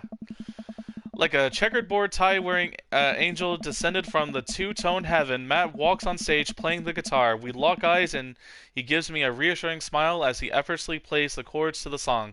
I look out and see the crowd go wild as Matt's appearance on stage, everybody bouncing around now. It fills me with such a renewed energy as we jump into the chorus. Beam me up, Scotty. Beam me up, Scotty. Beam me up to the Scotty, to the Sky Trek Enterprise. Hey. Matt jumps into the improvised solo. That was way better than the one Darren Springstead wrote in high school. We make it to the end of the song in one piece, and the crowd goes wild. Oh, I hate that word. I'm moist with sweat head to toe. Ladies and gentlemen, Matt Sela. The crowd practically screams. They all start chanting Matt's name. They want to hear you play, man. Matt smiles. I think I'm ready. I excuse myself from the stage and take a seat next to Amanda as Matt cozies up to the microphone. I take back what I say about Scott. That was pretty cool. I high-five Amanda and we look towards the stage. Hey, everybody. More cheers. I haven't played in front of people in a long time, but it's cool to be back. This one goes out to a good friend. Matt locks eyes with me. We both smile. Who helps me to be able to do this again. Thank you. This is an old one from the stillness of the dancing. The entire crowd excitedly jumps to their feet. Matt closes his eyes and starts playing the upbeat, intricate melody. The crowd sways to the music. He looks entirely at peace, with a small smile on his face as he sings. After he finishes the song, the crowd insists on an encore. He ends up playing a few more tunes to the adoring audience before thanking everyone for coming out. The moment he steps off stage, he gets mobbed by people. Everyone seems to be amazed that he's playing again. Damien and Hugo thread their way through the crowd to talk to me. That was amazing! Did you see the same piano skills that I saw? Because that was not amazing. Hey. It was certainly a sight. Do they make instrument darkwave ska? I'm not sure if that genre exists, but it's never too late to start a band, apparently. I glance back over at Matt, who's hugging a bunch of people. They really seem excited to see him play. Oh. Well, yeah, he hasn't played since he lost Rosa. What? I didn't realize. It suddenly makes sense why Matt was so reluctant to play. It must have taken so much for him to jump on stage with me just now. The crowd slowly filters out into the street as the show ends. I decided to stick around a little longer to see if I can talk to Matt. Hey, I'm taking Carmini's to get ice cream. Is it okay if she sleeps over? We're gonna paint our nails and start a punk band. Yeah, go have fun. Just please don't wake up the neighbors with any biting truths about the government or whatever. Don't worry, we'll take them up figuratively instead. Amanda and Carmenisa bump this and head out. I spot Matt finishing up conversations with a couple of stragglers on their way out of the coffee shop. Hey, Matt. Hey. Hey, dude. Need help closing up? Hey. I'd love that. Matt and I stack up chairs and sweep the floors in silence. We carry the stage equipment back to Matt's van, where we see Pablo selling merch to a crowd of people out of his trunk. Shirts of the finest quality, every step of production, from the thread to the stitch, overseen by yours truly. Graphic design fit for a king. That kid's gonna go far. Hey. We head back to the coffee spoon, and Matt puts the finishing touches in closing. Then we're all done. Matt and I lean against the corner. Thanks for saving me from myself up there. All in all, it ended up being pretty cute. Plus, you protected us from the Jonathan Jones and the Speakeasy Choir. Someone told me that they tried to do a street performance down the road, and they got arrested for trying to form a human pyramid in traffic. Did it feel good to go on stage again? Hey. Hey. Yeah, it really did. I heard that you stopped playing after your wife died. I didn't realize it had been that long. Yeah. It looks like he wants to say something, but is having a hard time getting it out. He takes a deep breath. I'm not really a people person, obviously. Crowds make me nervous as hell, which is exactly the best, which is not exactly best for performing live music. Man. But when I was with Rosa, she lifted up the room and I could follow her lead. After she passed, I was lost. Even touching a guitar hurt too much. I tried playing for people over and over, but the music would never come out, so I just gave up. I guess what I'm trying to say is, life wasn't this scary when I had someone in my corner. Someone I felt safe with. I hadn't felt like that for a very long time. Until tonight. What changed? Hey. You. Blood rushes to my face. When I saw you look so scared on stage, you reminded me of myself, and I didn't want anyone else to have to feel that bad. But when I got up there and started playing for the first time in forever, I felt comfortable. I was having fun. I had spent all this time being so afraid of performing that I forgot how much I loved it. Your strength gave me strength, whether you were trying to or not. You got me out of my comfort zone, so thank you. Thank you for helping me realize that I can do this. I'm glad I could help. You coming on stage, I didn't think you would stick your neck out for me like that, especially considering all of this. That really means a lot to me. Well, you mean a lot to me. Matt and I lock eyes.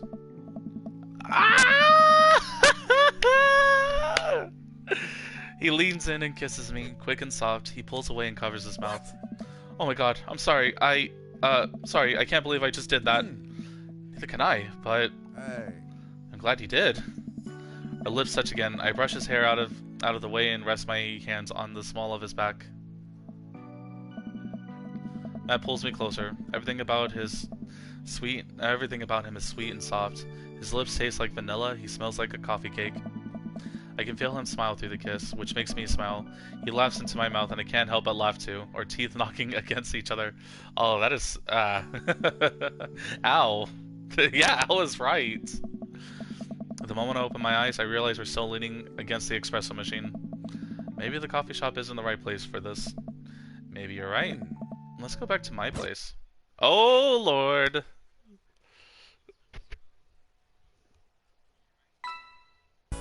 Woo!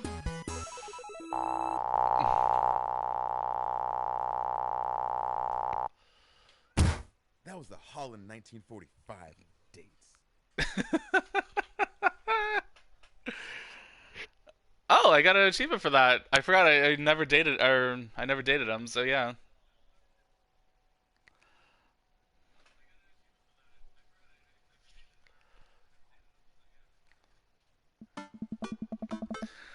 Ooh, I think I have everything finally set up. Amanda should be here any minute now. I think that's her car in the driveway. Okay, gotta act natural. Be cool, Fred. Be cool. Amanda walks through the door with a suspicious look on her face. Hey, Dad. Off to a good start. Something fishy. Rats!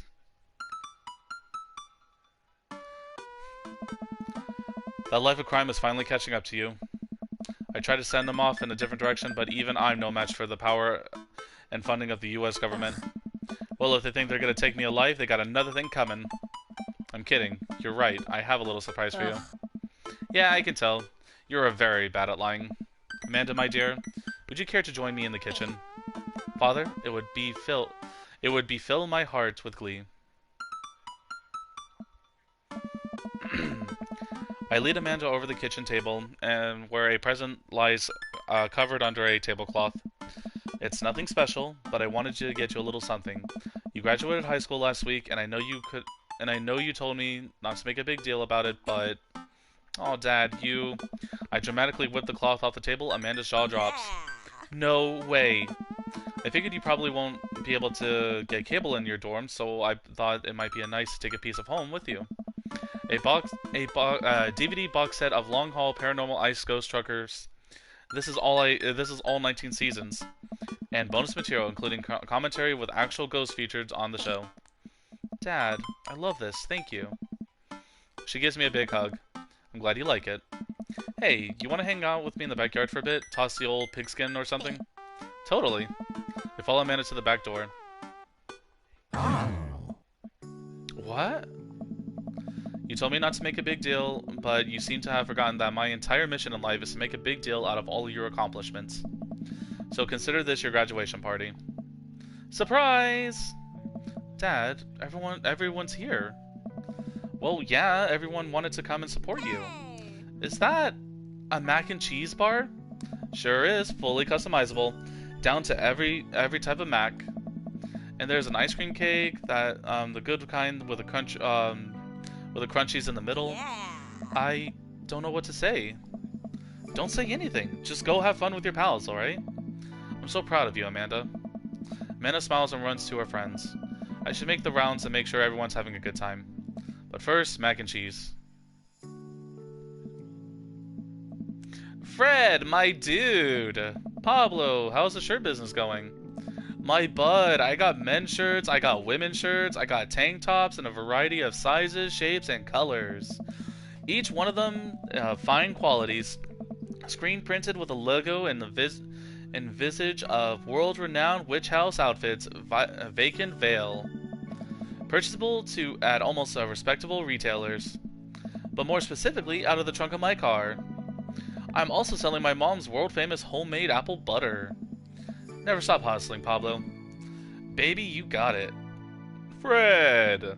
Brian, you made it! Huh, I don't pass up on good Mac. What do you think of the party? It's not bad. Just not bad? Yeah, it's not bad. Don't let him bait you. Don't let him bait you. Thank you for the lovely compliments. Daisy trots up. Hi, Amanda's dad. Hey, Brian's daughter. See how that feels? This is a really great party. Thank you so much for inviting us. You're very welcome, tiny child who knows how to pay out compliments. Brian and I lock eyes. This isn't over. Hey, bro. Bro. This is a real rager. Talking about her, taking her old age into consideration. I'm trying to be in bed at a reasonable hour tonight. Don't let me get too wild. Don't worry, dude. I'll keep an eye on your fruit punch intake. You know, I'm really glad we're bros again. Let's hit the gym sometime soon, huh? Sure thing, dude. Even though I never hung out with you once during this playthrough. Brayer and Hazel peek out behind Craig. Hi, little ones. Hello. Hiya. Thank you for all the ice cream cake. Wait, girls, how much of that did you eat? Bray ate 4 pieces. Ask any witness. No, I didn't. Hazel ate 4 pieces and wanted to pit it on me because we look alike. I have your face. Nobody will ever believe you. Oh boy. I'll let you guys figure this out. Good seeing you again, Greg. Let's hang out. Let's hang out soon, yeah? Hey. Totally. Tell Amanda congrats for us. Looks like, oh god, what voice did I give him? It was like, oh, come on. Looks like you've settled into this neighborhood quite nicely. Yep, couldn't ask for a better cul-de-sac. Oh. Well, that groan had me. Oh god. Well, I'm glad. Hopefully we'll see you more at church events. We got a big schedule planned for the rest of the year. Sure thing, Joseph. And maybe if you aren't doing anything later, we could hang out sometime. Sure, Joseph, that'd be great. Well, see you later. If I'm not mistaken, I've never romanced him, Joseph, but I'm pretty sure he's a thirsty dad. Yeah, we'll go with that. He and his wife aren't exclusive, is what I'm trying to get at. And my controller wants to die, so I'm gonna plug it in real quick. Hugo comes up to me with a plate of mac and cheese. The perfect cheddar to mac ratio. Beautiful work, Fred. Thanks, Hugo. You know, I'm really pleased to see Amanda going to her dream school. I'm glad she turned it around for finals. Me too. That scholarship money will help out. Amanda walks by and pretends not to see Hugo. Amanda, come say hi to your old teacher. Hey! Congratulations on graduating. I know you're gonna do great things at art school. Haha, yeah, thanks. Amanda starts to back away.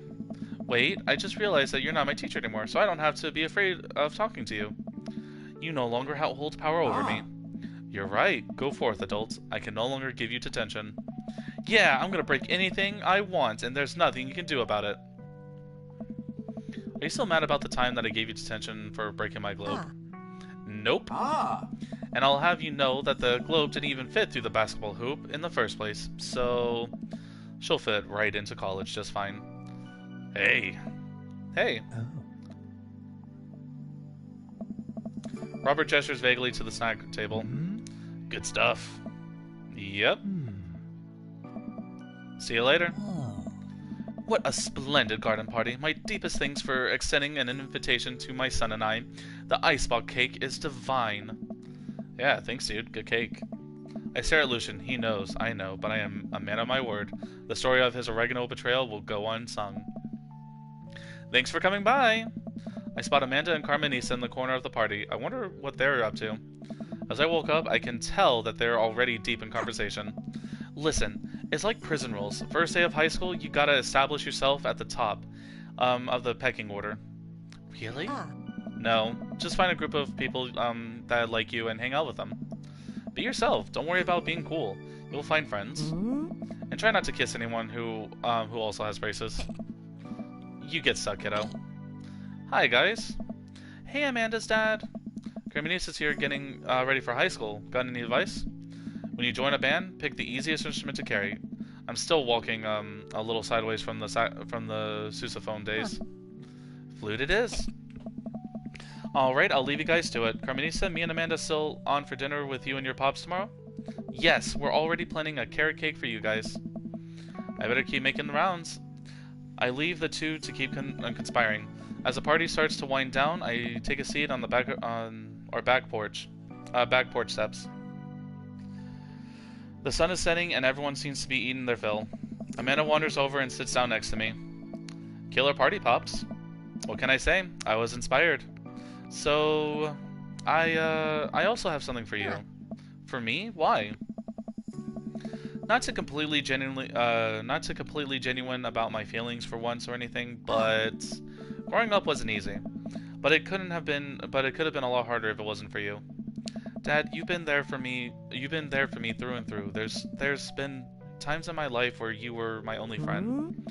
I was really scared of going to college and being so far away from you, but I realized that everything you've done for me has been to prepare me for this, and I'm ready. I wouldn't be who I am today without you. Don't cry, don't cry. I swear to God, Fred, if you cry again. You're the best, Dad. I love you. And I'm crying. Anyways, that was enough emotional vulnerability for one day. Present time. Amanda hands me a tiny Reds package. I tear the wrapper off to find a framed picture of me and Amanda. It's us. Kind of shocking. All of our photo albums are just pictures of me, huh? I figured we need at least one of us together before I leave. Amanda, thank you. Watching you grow up has been the happiest experience of my life. You're such a talented, intelligent young woman, and I'm so excited to see what the future holds for you. Knock 'em dead, kid. Nah. Always do. Min and I share a hug. This is only the beginning, Pops. Plenty more memories for us down the road. Memories to make stuff and break stuff, right? Aww. Oh, I'm gonna break so much stuff, intentionally and unintentionally. You're probably gonna have to pay for most of it. It would be my honor. Amanda hops up. Looks like someone's been waiting to talk to you. I glance over to the back of the yard, where Matt is sitting on a bench beneath our cherry blossom tree. He smiles at me. I'll leave you to it. Me and the Emmas are gonna get some ice cream. Love you, Pops. Amanda runs off to join her friends. I take a seat next to Matt as the last guests make their way out of the party. Seems like Amanda really enjoyed this. Thanks for putting together such a nice surprise. Carmenice's middle school graduation is coming up in a year or two. I'm sure for the right fee I could put something together. Only if I get to DJ. Matt looks down at his hands. It seems like he does that whenever he's trying to figure out the right words to say. Hey, I just wanted to say that... Oh gosh, this is gonna come out dumb no matter how I say it, so here it goes. I haven't felt this happy in a long time. Whoa. You brought out the best in me. And it wasn't the best, and it wasn't just because of the ska. Although that was really cute. Every moment we've gotten to spend together since we've met has been an adventure, and I just hope that we get to keep doing that. We make a pretty good team, don't you know? I mean, I'll let you handle the music playing, and the music singing, and the actual pretty much everything related to music. But I can organize a party pretty well. And I'm also good at kissing, so that's a big plus. That's true. You are very nice to kiss. I slide my arm around Matt's and run my fingers through his hair, giving him a small kiss on the cheek. He giggles. See, that was a good one. And hey, I've actually been working on some new stuff. It feels really good to be writing again. Oh man, Matt, that's amazing. I'd love to listen to it sometime. If you were comfortable sharing it with me. Maybe I could show you some new tunes I'm working on in the studio later. You know I'm gonna insist that we add a horn section. Matt rests his head on my shoulder and sighs happily. You know what? I'd actually like that.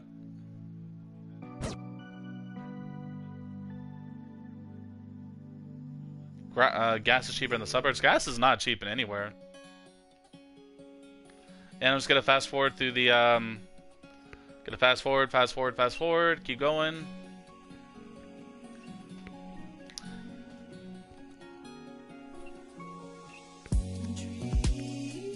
Oh, the picture of me and Amanda. I can never not love that picture. And if I'm not mistaken, we should be getting the...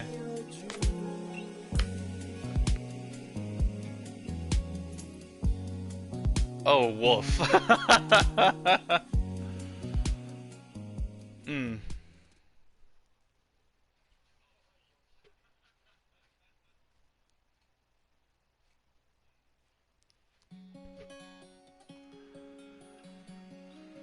All right, that's it for this one. Gosh, thank you guys for joining me in this one. We only have 2 more dads. We have Robert and we have Joseph. Robert and Joseph's romance arc or like story arc is completely different from the ones that we've been doing. All the ones that we've been doing have been ending in like hot romance and like, you know, happiness. But Robert's and Joseph's are a little different. I might want to do Robert's next, because he's actually one of my favorites. Oh, almost forgot, we have Damien too. I almost forgot, we didn't date Damien. So I think the order I'm going to go in is Damien, Robert, and then save Joseph for very last. But that's for next time. Thank you guys for joining me in this installment. Thank you guys for, you know, watching me date a dad. Again, by the time I'm recording this, it is Father's Day, so to all the dads out there, happy Father's Day. Hopefully, you know, you get to enjoy your day, and I hope your kids show you the proper respect and love that you guys are deserved, because as you've seen with Fred and Matt, being a dad is not easy. So yeah, sorry, I kind of rambled. I have an Xbox One, you guys have been great, I'll catch you in the next part. Goodbye, lovelies.